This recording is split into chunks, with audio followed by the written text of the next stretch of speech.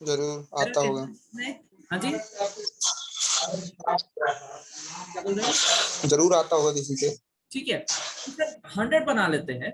क्या जाता है, टारगेट अगर 100 हो तो वो और मोटिवेशन हो। तो मेरे भाई हमेशा एक बात ध्यान रखो, दिस इज एमपी बोर्ड।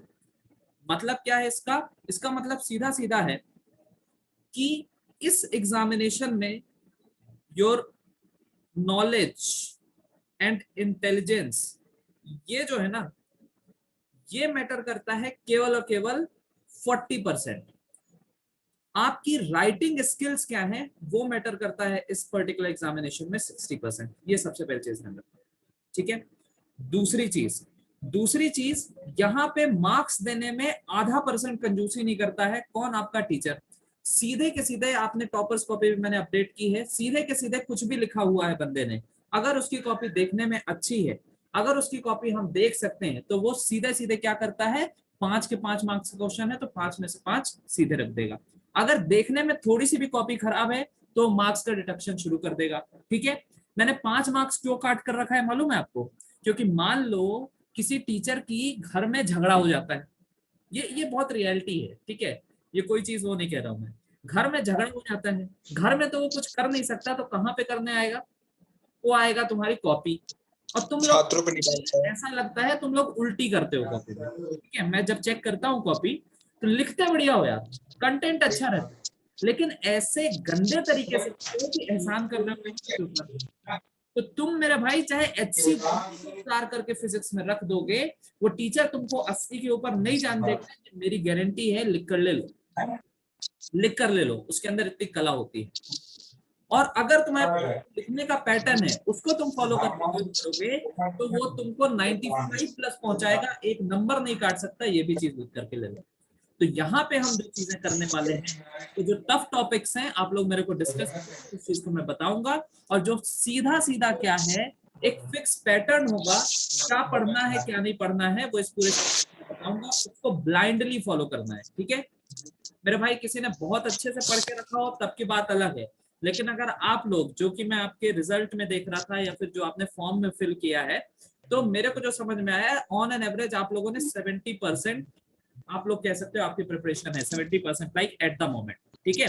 तो हमको यहाँ से जो पढ़ना है वो है 25%। कोई अगर अभी 90% में है, तब की बात मैं नहीं कर रहा हूँ, तब आप सब पढ़ रहे हो, बहुत बढ़िया। अगर 70% या फिर 90% से नीचे हो, then blindly follow what I am saying to you. Okay, blindly follow that. Okay, जो भी आप, इसका ग्रुप है जो भी चीज कह रहा है आप उसको ब्लाइंडली फॉलो करिएगा। कपिल शर्मा यहाँ सर यहाँ पे हमारे साथ हैं।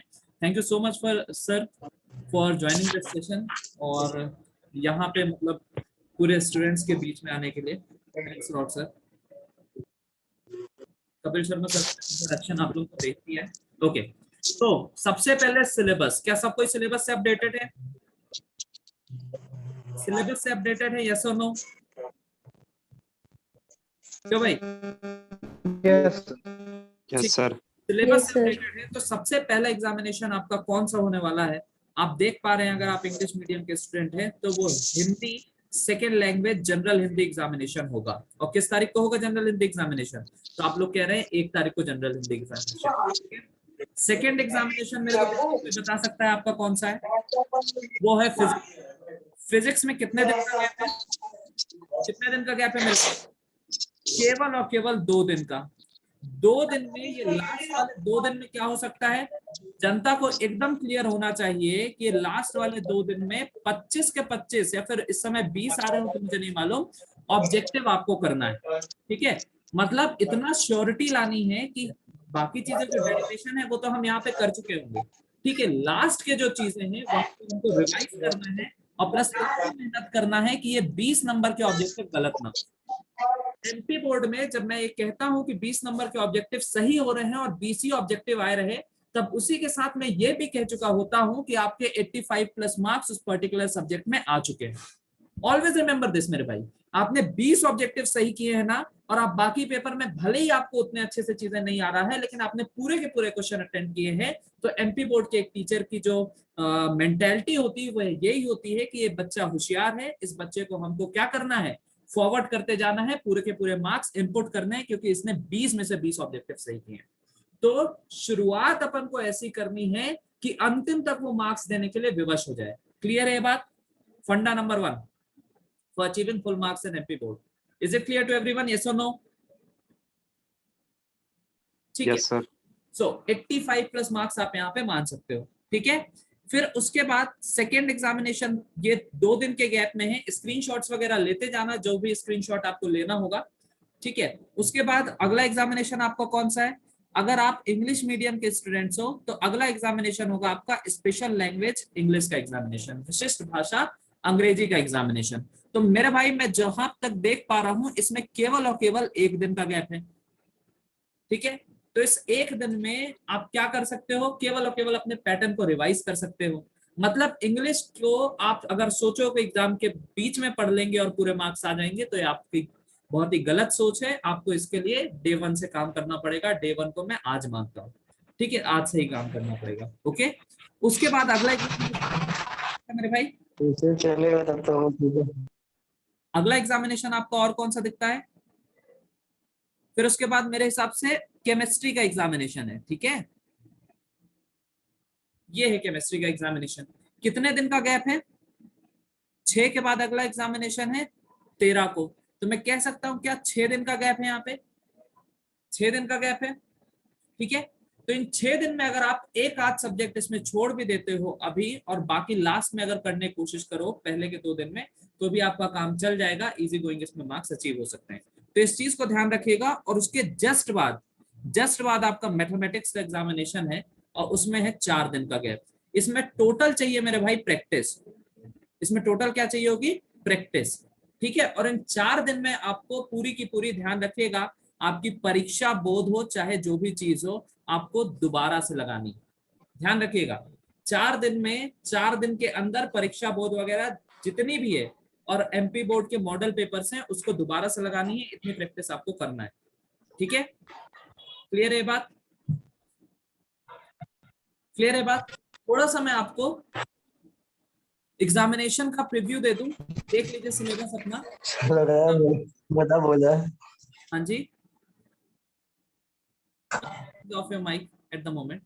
ठीक है, हिंदी सामान्य से क्या क्या आने वाला है ये आपका पूरा का पूरा सेशन है, इसको देख सकते हैं आप।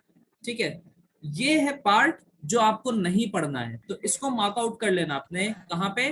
परीक्षा बोर्ड या फिर जहां कहीं पे जिस भी सोर्स से पढ़ रहे हो, इन चैप्टर्स को आपको नहीं पढ़ना है बिल्कुल भी। ठीक है, ओके सोनिया। ओके, फिर उसके बाद अगर मैं बात करता हूं तो ये आपका इंग्लिश का है जिसको आशुतोष सर कवर करेंगे, तो मैं यहाँ पे बहुत ज्यादा डिस्कस करूंगा नहीं इसको। इन इंग्लिश के चैप्टर में इन चैप्टर्स को आपको नहीं पढ़ना है। तो वैसे तो ये पहले भी इससे कभी क्वेश्चन आते नहीं थे। ठीक है, अगर हम इतिहास देखेंगे एमपी बोर्ड तो इससे कभी क्वेश्चन नहीं आए। तो पहले भी नहीं पढ़ना रहता है, अभी भी नहीं पढ़ना है, तो इसको छोड़ ही देना। जैसे आएंगे बताइए okay okay, please please please please silent now. I am just talking about what? Physics, क्योंकि मेरे को फिजिक्स की बात करनी है, मैं फिजिक्स की क्लास लेना चाहता हूं। तो यहाँ पे थोड़ा सा सिलसिला। सबसे पहला चैप्टर है स्थिर विद्युत। What does it means? It means electrostatics. Electrostatics से कितने मार्क्स के क्वेश्चन आ रहे हैं? वो भी अबे मतलब फ्री है, जिसको ज्वाइन कर सकते हैं सब आज ही सुन। आवाज नहीं करो। ठीक है, तो इलेक्ट्रोस्टैटिक्स से कितने मार्क्स के क्वेश्चन आएंगे? टोटल 9 मार्क्स के क्वेश्चन आ रहे हैं। उसमें से please off your mic, otherwise मेरे को रिमूव करना पड़ेगा। जो लोग भी ओके, ठीक है, ओके। सो 9 मार्क्स के क्वेश्चन आने हैं इससे, जिसमें से एक क्या है? ऑब्जेक्टिव। तो पहली बात आती है sir, what should be the source for objective? Okay, ये आप लोगों के मन में बहुत बड़ा डाउट रहता है कि ऑब्जेक्टिव का सोर्स क्या रहता है, सोर्स क्या फॉलो करना है हमको। तो मेरे भाई ध्यान रखिएगा, आपके पास शिवलाल है, पहला क्वेश्चन। अगर हो तो बेटर, नहीं हो तो कोई दिक्कत नहीं। आपके पास युग बोध है, क्योंकि अगर आप एमपी बोर्ड के स्टूडेंट है तो शिवलाल या फिर युग बोध होगी, नहीं तो आपके पास एनसीईआरटी तो होगी ही होगी। ठीक है, तो सबसे पहला सोर्स जो आपको फॉलो करना है, जिन चैप्टर से भी ऑब्जेक्टिव आ रहा है वो फॉलो करना है, पॉइंट टू रिमेंबर। क्या फॉलो करना है दोस्तों? जिन भी चैप्टर से ऑब्जेक्टिव आ रहा है उनके पॉइंट्स टू रिमेंबर हमको देखने ही देखने। क्लियर हो गई बात? क्लियर हो गई बात? सबसे पहला सोर्स। दूसरा सोर्स आपके बुक में दिए हुए ऑब्जेक्टिव्स, बुक में दिए हुए, नॉट इन परीक्षा बोर्ड और समवेयर एल्स, बिल्कुल नहीं ना, नहीं देखना। कहाँ के ऑब्जेक्टिव्स? जो आपकी बुक्स हैं उसमें से दिए हुए ऑब्जेक्टिव्स आपको जज करने हैं, देखने हैं। थर्ड सोर्स जो आपको फॉलो करना है मेरे भाई, वो सीधा सीधा ध्यान रखिएगा, जो मैंने मॉडल पेपर शेयर किए हैं। क्या शेयर करके रखे हैं? जल्दी से बोलो। मॉडल पेपर शेयर करके मॉडल पेपर। तो उन मॉडल पेपर को फॉलो करना है, ऑब्जेक्टिव्स। तो कितने सोर्स हो गए हमारे पास ऑब्जेक्टिव पढ़ने के लिए? 3 सोर्स। वो कौन कौन से सोर्स है? पॉइंट टू रिमेंबर वाले सोर्स। और कौन सा सोर्स है? ऑब्जेक्टिव वाले सोर्स, जो आपके बुक में दिए होंगे, शिवलाल की होगी बुक या फिर युगबोध की बुक होगी, उसमें से दिया होगा। तीसरा सोर्स जो हमको फॉलो करना है वो मॉडल पेपर का सोर्स फॉलो करना है। इसके अलावा आपका कोई भी एग्जामिनेशन हो, कोई भी एग्जामिनेशन का मतलब मैं क्या कह रहा हूं, चाहे वो केमिस्ट्री का हो, चाहे वो फिजिक्स का हो, वो कोई सा भी एग्जामिनेशन हो, इसके अलावा ऑब्जेक्टिव कहीं से नहीं आता है। लगभग 99.99% ऑब्जेक्टिव आने का चांस यही से है। ठीक है, 0.01% मैं छोड़ करके रख रहा हूं, क्योंकि उतना तो डेटॉल भी श्योरिटी नहीं देता है, तो मैं भी नहीं दे सकता। क्लियर है बात? क्लियर है बात? Yes sir. मेरे भाई सबके सब क्या इतना कर सकते हैं हर एक सब्जेक्ट में? मैं अगर कहूं, मैं अगर कहता हूं कि सबके सब इतना काम करना है हर एक सब्जेक्ट में, अभी 20 दिन का टाइम है, तो इतना काम मेरे हिसाब से आप लोग आसानी से कर सकते हो। क्लियर है? जी सर। अगर इतना हो जाता है दोस्तों, इतना छोटा सा काम अगर आप करने में संभव हो, तो इससे एक बात तो श्योर हो जाती है कि ऑब्जेक्टिव कितने मार्क्स का आ रहा है। जल्दी से कैलकुलेट करो, कैलकुलेट करो, कितने मार्क्स के ऑब्जेक्टिव्स आ रहे हैं? 20 नंबर के ऑब्जेक्टिव आ रहे हैं ना? हाँ या ना? Yes sir. ठीक है, 20 नंबर के ऑब्जेक्टिव में से इतना करने से आपके 20 नंबर पक जाएंगे फॉर डैम श्योर 100%।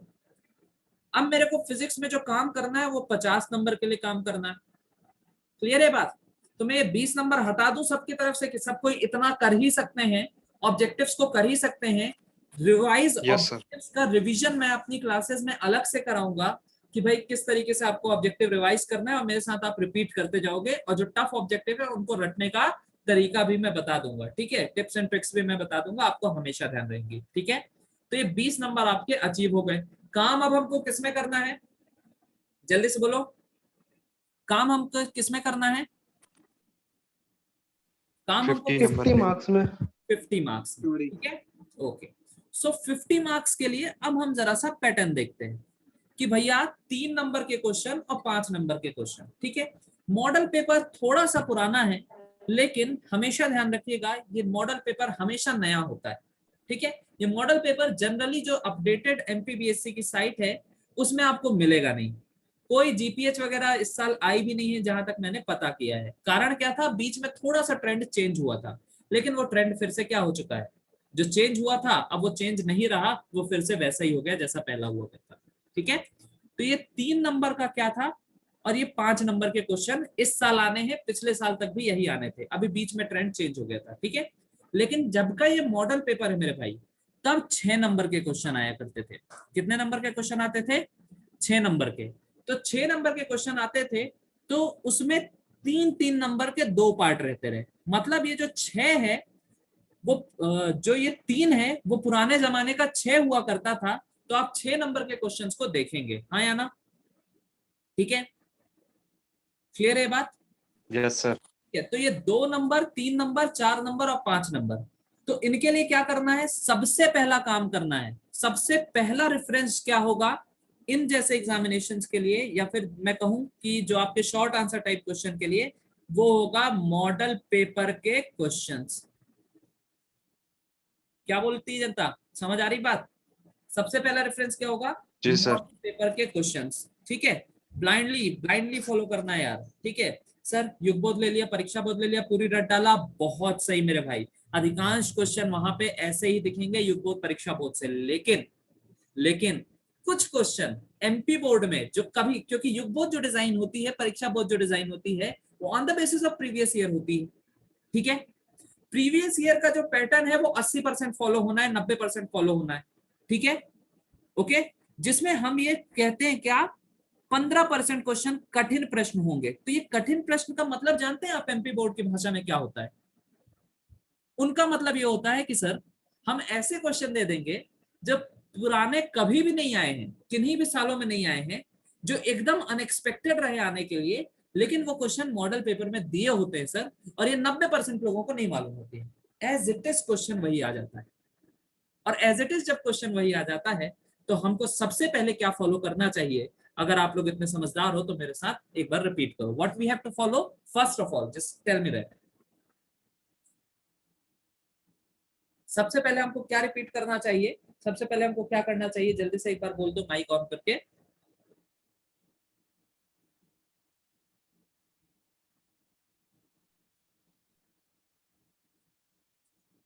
आवाज सुनने में सक्षम है सबके सब?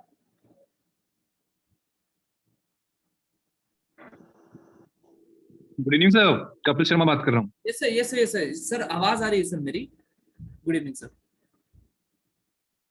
हाँ सर, आ रही है, आपकी आवाज आ रही है सर। एक्चुअली क्या है कि मैं काफी देर से बात करने की कोशिश कर रहा हूँ, बट मेरे एंड से आवाज नहीं जा रही थी। शायद अभी जा रही है, अभी जा रही है सर, आवाज मेरी क्लियर आ रही है? आपकी आवाज sir, please please sir. Yes yes sir. Yes sir please, कुछ ओके सर, आप कंटिन्यू करिए। बताना चाह रहे सर? नहीं सर, आप कंटिन्यू करिए, मैं देख रहा हूँ सर। ओके, सो प्लीज आप लोग मेरे को एक बार बता दीजिए, क्या सबको ये बात क्लियर है कि हमको क्या फॉलो करना है? सबसे पहला first step, Yes, sir. What should be the first step? Repeat with me, model paper Yes. Questions, okay. Second step, Yes, sir. What is second Model step? paper की questions. Yes. आइदर परीक्षा बोध और परीक्षा अध्ययन, whatever you are having, okay, because they generally give the previous year questions, okay. So मेरे भाई, जो 2020 के पेपर में ना आया हो, सीधा 2020 में जो क्वेश्चंस आए हैं उनको नहीं करना है, या फिर उनको प्रायोरिटी लिस्ट में सबसे पीछे रखना है। क्या समझ रहे हो? 2020 में जो भी क्वेश्चंस आए हैं उनको प्रायोरिटी लिस्ट में सबसे पीछे रखना है। मैं एक दिन पिक कराऊंगा क्वेश्चंस परीक्षा बोर्ड के, और आप लोगों को बता दूंगा, ठीक है, कहां पे रखना है उनको? सबसे पीछे रखना है। अच्छा, मतलब क्या है सर इस बात का? मतलब सर का ये है कि 2019 के पेपर को करना है, 2019 में जो क्वेश्चन आया है उसको 2 स्टार दे करके रखना है, लेकिन वो 2020 में नहीं आया है, ठीक है, तो उसको 2 स्टार देना है। जो भी पेपर, जो भी क्वेश्चन 2018 में आया था लेकिन 19-20 में नहीं आया है, उसको 3 स्टार देना है। जो भी क्वेश्चन 2016 में आया था लेकिन कब नहीं आ रहा है, 18, 19, 20 में नहीं आया, उसको 4 स्टार देना है। अच्छा सर, 1 स्टार किसको देना है? 1 स्टार तो इसको देना है क्योंकि ये परीक्षा बोर्ड में पहले से मौजूद है, तो परीक्षा बोर्ड 1 स्टार वाली होती है। क्लियर बात? प्रायोरिटीज सेट हो गई? क्या सभी की प्रायोरिटीज सेट हो गई कि हमको कैसे पढ़ना है, क्या पढ़ना है? Yes, sir. ओके, तो ये हो गया मेरे भाई सोना। Yes, sir. अब हमको ढूंढना है सुहागा कैसे होगा, जिसको हम कहते हैं सोने में सुहागा हो जाए। तो सोने में सुहागा करने का अंदाजा एकदम क्लियर है कि 2016 में 4 स्टार के साथ अगर वही क्वेश्चन हमको मॉडल पेपर में दिख रहा है तो 95% है चांस कि वो आपके 2021 के पेपर में दिखेगा। बढ़िया बात समझ में आ रही है? Yes, sir. ओके, फिर उसके बाद मेरे भाई, अगर आपको 2018 वाला और कहां पे दिख रहा है जल्दी से बताओ, जो 2016 में भी आया, 18 में भी आया, ऐसे करके देखना है। Model paper में. मॉडल पेपर में दिख रहा है तो उसके चांसेस हो जाते हैं आने के 90%। तो मेरे भाई, क्या हम कुछ इस प्रकार के फिक्स कैलकुलेशन को फॉलो करने से क्या हमको 90% पेपर का अंदाजा पेपर देने से पहले लग जाएगा कि नहीं?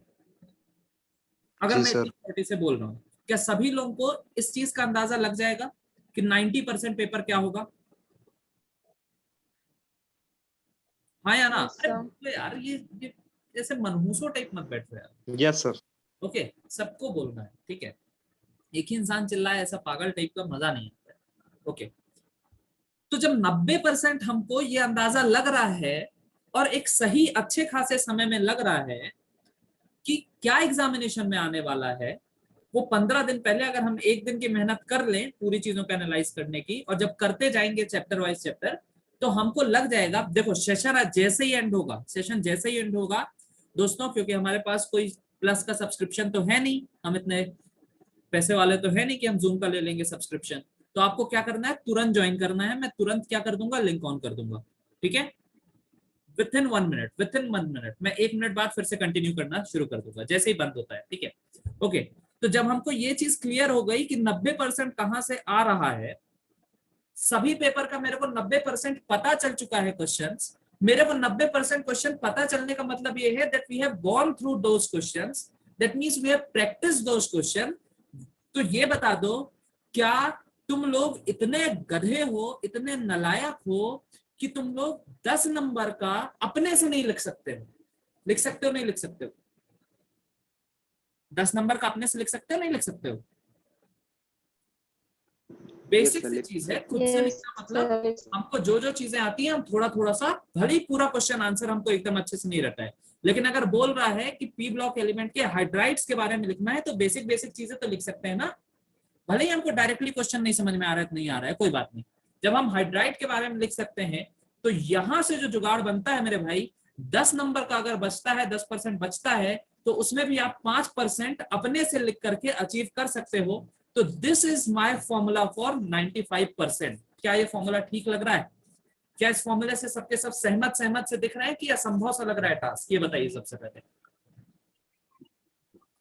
सहमत है सर। क्या ये टास्क सभी को, please on your mic, there are 17 participants at the moment and I am hearing frequency of only 1 to 2 participants. Okay, so it is my request to all of. Okay, can you hear my voice? Sorry for the interruption occurred. Can you hear my voice clearly now?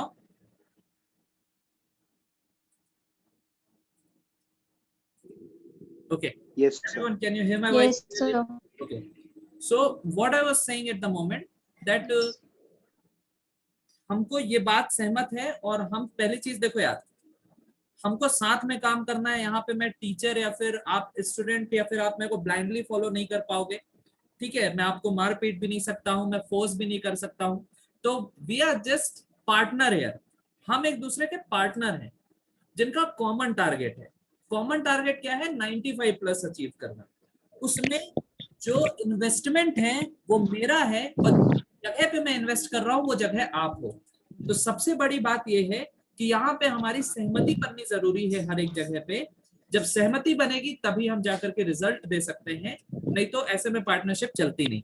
That's why I am asking this, क्या मेरे 95% achieve करने के फॉर्मूले से यहाँ की सभी जनता सहमत है कि नहीं, कि अगर हम इस सोर्स से जाते हैं, इस तरीके से जाते हैं, तो it is yes sir, 95% in the remaining.